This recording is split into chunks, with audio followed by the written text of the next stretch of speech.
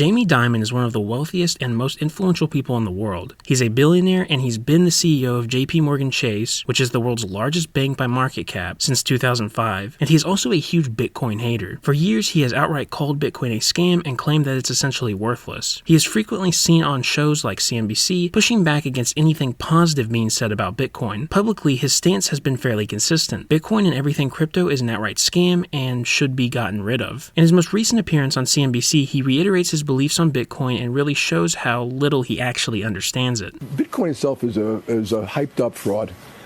It's a pet rock. You're back to that? Yeah, really? Of course, yeah.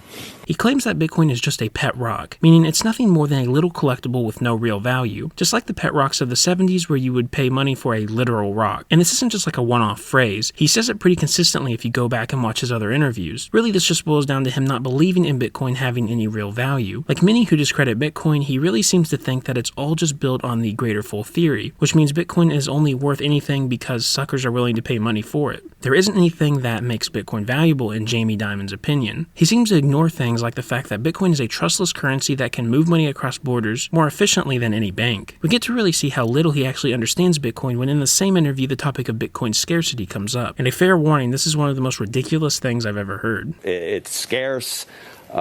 Totally untrue. It's 21 million. Well, yeah, really.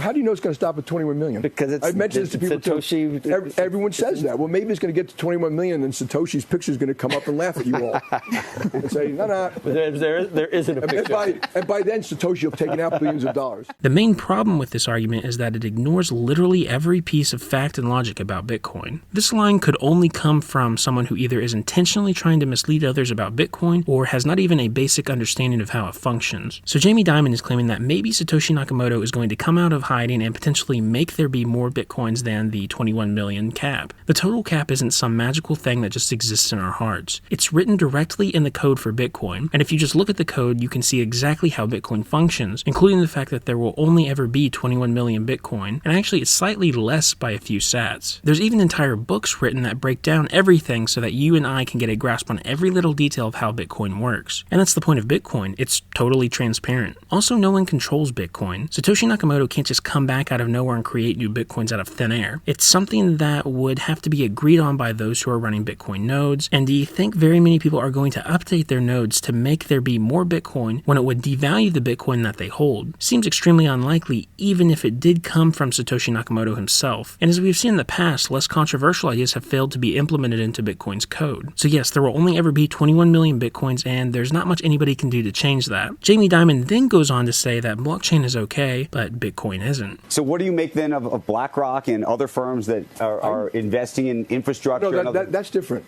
Blockchain is a technology ledger system that we use to move information. We've used it to do overnight repo, intraday repo. We've used it to move money. He's essentially using this argument as a way to say, well, other large companies are just investing in blockchain, not Bitcoin, even though for the most part that is completely untrue. He also uses this argument as a way to justify the fact that JPMorgan has its own stablecoin that is backed one-to-one with the US dollar and is only available to a few select institutional clients. It's not decentralized or anything, but they are still using blockchain technology. So regardless of how necessary or useful this JPMorgan token is, he uses the blockchain not Bitcoin excuse as a way to say that it's fine that they use it. But as you dig into what JPMorgan is doing with Bitcoin, everything Jamie Dimon says gets a lot more interesting. In 2021, JPMorgan began offering wealth management clients the ability to invest in crypto funds such as the Grayscale Bitcoin Trust. This gives their clients direct exposure to what Jamie Dimon calls decentralized Ponzi schemes. That is probably a major reason why JPMorgan hasn't made a very big deal out of this offering. It doesn't look great that they are offering products that promote what their CEO outright calls a scam. If JPMorgan as a company genuinely believed that all cryptocurrencies were a scam, they couldn't in good faith offer them to clients. So at the very least, someone at JPMorgan probably sees a future in Bitcoin and other cryptocurrencies and wants to make sure that they don't miss out if it really takes off. Still very awkward though. And honestly, it makes you question Jamie Dimon's real beliefs on Bitcoin. Is he really an out-of-touch boomer who refuses to even learn the basics of the technology, or is he just saying Bitcoin Bitcoin is a scam because he doesn't want it to do well. After all, Bitcoin was created as a direct competitor to the current financial system, including massive banks like JPMorgan. I do think that the banks who accept and adopt Bitcoin the quickest will end up thriving if it reaches a much wider adoption. And there will definitely be a lot of money to be made by banks in a world where Bitcoin dominates the financial system. So it definitely wouldn't be surprising to see many banks like JPMorgan make hard pivots and start making Bitcoin a part of their identity, especially as it continues to catch on in the coming years. But as of now, Jamie Dimon is hardly an outlier as a Bitcoin hater. A lot of older people who have been in the finance space for a long time have shown a lot of resistance towards Bitcoin. People like Warren Buffett, Charlie Munger, Peter Schiff, and many more. So clearly there is a large divide, especially generationally, when it comes to Bitcoin. If you want to see more about how people dismiss Bitcoin as a useful technology, check out my video here on how Bitcoin cycles give critics the chance to perpetuate the idea that Bitcoin is dead.